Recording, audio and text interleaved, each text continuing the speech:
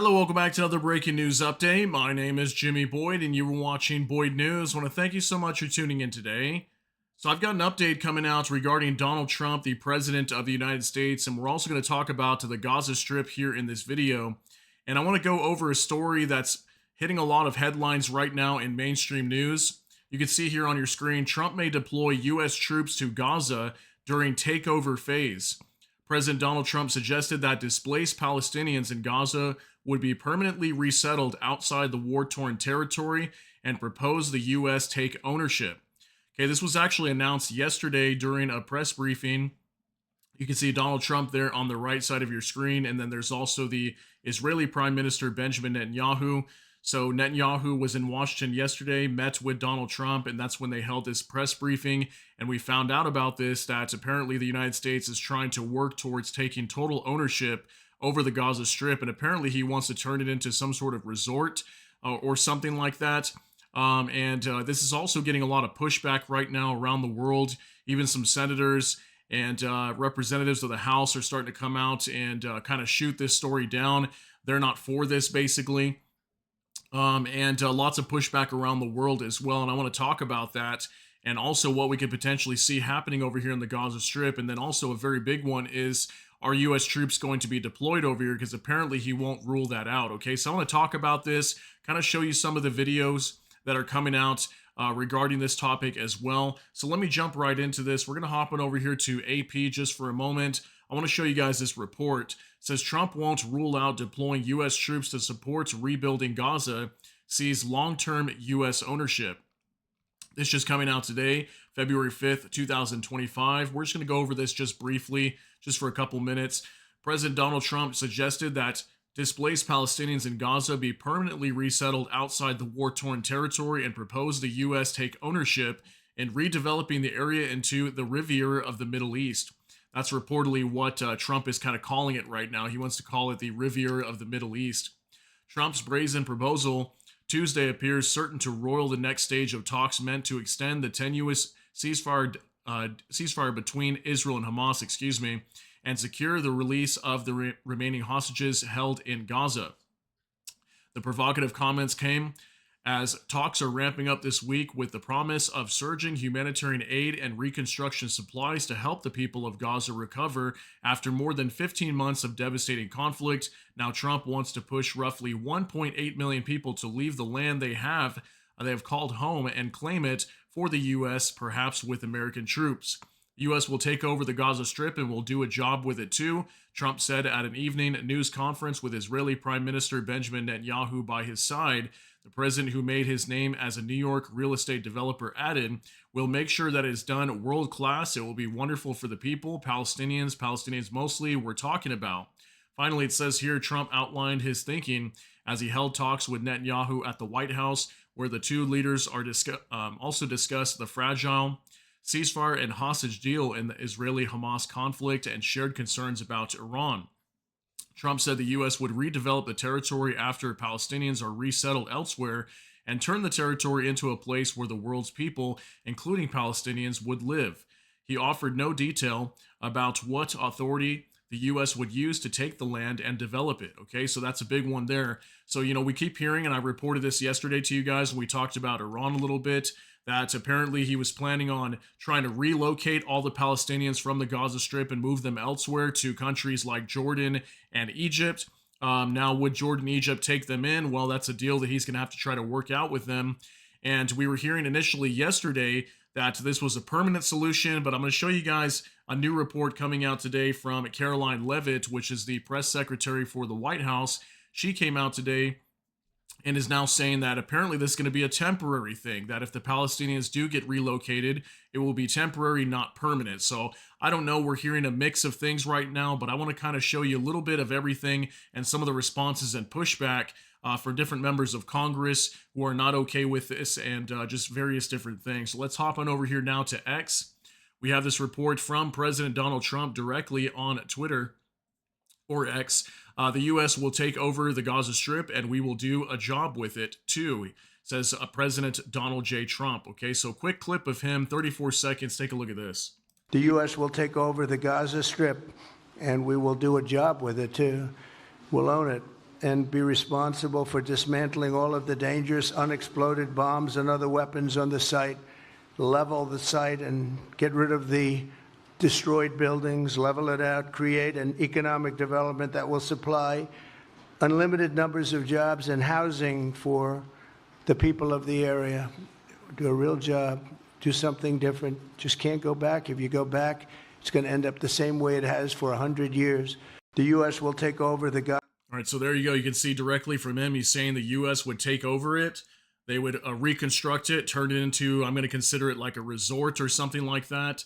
Will the Palestinians stay there? Will they leave temporarily and come back? I don't know for sure yet, but based on this speech yesterday, a lot of things of what he was saying was it would be a permanent solution to move the Palestinians elsewhere, possibly to Jordan or Egypt. Okay, so interesting coming out there. This was actually from yesterday, February 4th, 2025. Now I'll show you guys some other stuff here too. This actually came out today from Mossad Defender. When asked earlier about whether American ground troops would be deployed to the Gaza Strip, U.S. Secretary of Defense Pete Hegseth said that the Pentagon is prepared to look at all options. Okay, so again, the U.S. administration right now, they still are looking into potentially sending U.S. troops on the ground inside of Gaza. Now, would they be fighting against Hamas or what's going on? I mean, I understand there's a cleanup job over there. They need to dispose of all these unexploded bombs that are probably all over the place. I'm sure it's a very uninhabitable place at the moment. They got to destroy all these homes and remove them. So lots of work is going to need to be done over there, but at the expense of U.S. soldiers being down on the ground over there, that's where we're seeing a lot of pushback right now. And then there's a lot of talk about whether the U.S. is going to fund this, but apparently Trump did come out and say at one point that the U.S. would not fund this operation, okay? So also from Globi News, breaking, European Union rejects Trump's proposal to occupy Gaza and resettle Palestinians. So we can see here even the EU coming out completely rejecting Trump's proposal here to take over Gaza and resettle the Palestinians elsewhere outside the Gaza Strip. Another one here from Megatron Ron New. Senator Rand Paul comes out against Trump's intervention plan in Gaza. I thought we voted for America first. We have no business contemplating yet another occupation to doom our treasure and spill our soldiers' blood. So, Rand Paul's got a point here. This is Trump, but this is Rand Paul right here. Also, Senator Rand Paul. So, yeah, he's coming out and, I actually wouldn't even expect this from him. He seems to be pretty pro-Trump, or at least on Trump's side. He's appearing to coming out and he's rejecting this proposal. Okay, he's basically not for it, and a large percentage of it could be potentially due to U.S. troops having to be deployed over there, and that could be a very bad situation. So we'll have to see how that unfolds. Also, take a look at this from ACYN. McGovern. People voted for lower egg prices, not for Middle East Mar-a-Lago. People did not vote to send their sons and daughters into the tunnels of Gaza so that Jared Kushner and Donald Trump can build Trump Tower Gaza. Okay, so this is Representative Jim McGovern. He's a Democrat from Massachusetts, and he's speaking here in the chamber. So I want you guys to take a look at this, 50 seconds long. I mean, my Republican friends like to talk about America first. Again, I mean, look at the front page of the New York Times today. Trump proposing takeover of Gaza as U.S. territory. I got to tell you, people voted for lower egg prices, not for a Middle East Mar-a-Lago. People did not vote to send their sons and daughters into the tunnels of Gaza so that Jared Kushner and Donald Trump can build Trump Tower Gaza. That's not what they voted for. I mean, people want to talk about issues. They want us to deal with issues that are going to impact their everyday life, lower the cost of living. And in the first weeks, we have seen nothing from this president or the Republican majority here to deal with that. I mean, my Republican friend. All right, so interesting statement coming out from Jim McGovern here. And something that I want to note is, the Trump administration, they do come out a lot and talk about, that they are very much America first, that they're putting America first before any other countries. So he kind of has a point here when he's saying that, Gaza and us, the U.S. putting troops down there inside the Gaza Strip is not really America first.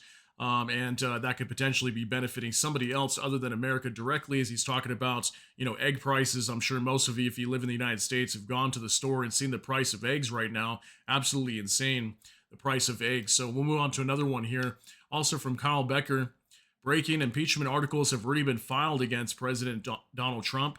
The movement to impeach the president has begun. I rise to announce that I will bring articles of impeachment against the president for dastardly deeds proposed and dastardly deeds done. The Democrat Party couldn't last 2 weeks to begin undoing the results of the last election. So, yeah, we've got a report here now from Representative Al Green. Apparently, he is going to be introducing articles of impeachment on Donald Trump, and a lot of this has to do with what's going on in the Gaza Strip as well. So let me show you this, about 2 minutes long. Take a look at this. And still I rise, Mr. Speaker. And I rise today, Mr. Speaker, with a to whom it may concern message. To whom it may concern, ethnic cleansing in Gaza is not a joke, especially when it emanates from the President of the United States, the most powerful person in the world, when he has the ability to perfect what he says. Ethnic cleansing in Gaza is no joke, and the Prime Minister of Israel should be ashamed, knowing the history of his people, to stand there and allow such things to be said. Ethnic cleansing has been a crime against humanity. And I stand here today in the well to denounce what was said, to denounce what the president said, to denounce the complicity of the Prime Minister of Israel, and to remind people that Dr. King was right. Injustice anywhere is a threat to justice everywhere. And injustice in Gaza is a threat to justice in the United States of America. I rise to announce that the movement to impeach the president has begun. I rise to announce that I will bring articles of impeachment against the president for dastardly deeds proposed and dastardly deeds done. I also rise to say that the impeachment movement is going to be a grass-up movement, not a top-down. The people have got to move forward. The people have to demand it. And when the people demand it, it will be done. I did it before. I laid the foundation for impeachment, and it was done. Nobody knows more about it than I. And I know that it's time for us to lay the foundation again. On some issues, it is better to stand alone than not stand at all. On this issue, I stand alone, but I stand for justice. I yield back the balance of my time. The gentleman yields back. All right, so you can see there's definitely some pushback here, even inside of Congress. And you guys can let me know. I mean, how do you feel about this? Is this something that you agree with? Would you agree to having U.S. troops being sent over there? Should the Palestinians stay inside the Gaza Strip and it should be just reconstructed? Should they be relocated? Obviously, there's a lot of questions here. But one last thing I want to show you guys here in terms of a video. This from Unlimited L's. Caroline Levitt, the president has not committed to putting boots on the ground in Gaza. United States is not going to pay for the rebuilding of Gaza. His goal is lasting peace in the Middle East for all people in the region.